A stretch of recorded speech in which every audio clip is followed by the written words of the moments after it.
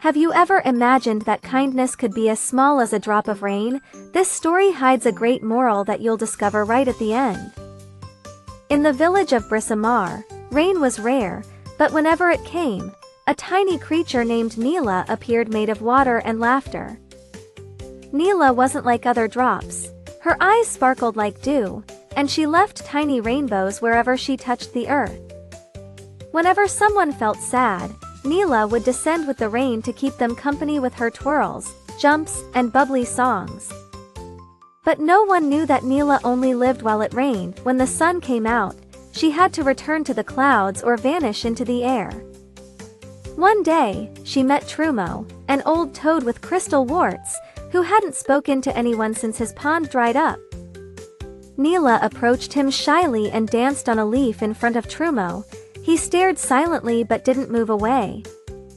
For 3 rainy days, Nila visited Trumo. Little by little, he began to speak, tell jokes, and remember old songs. The sun would rise, and she'd leave, but Trumo eagerly awaited each dark cloud, knowing it would bring his friend. One day, Nila decided to do something special. Stay even when the sun shone, just to see Trumo smile a little longer. At first, her body began to tremble. The heat made her smaller, but she kept dancing, though more slowly.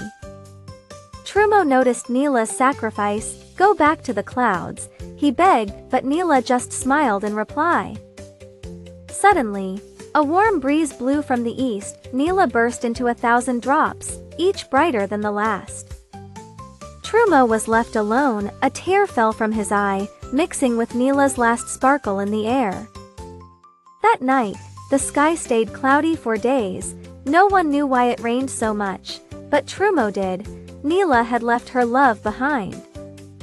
With every rainfall, tiny drops with bright eyes began to appear all over Brisamar, helping others as Nila once had. One of them, more mischievous than the rest, would slide across rooftops and leave singing the song Trumo taught Nila.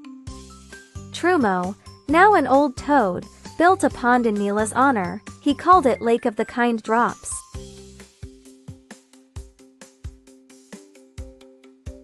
One day, a traveler arrived and laughed.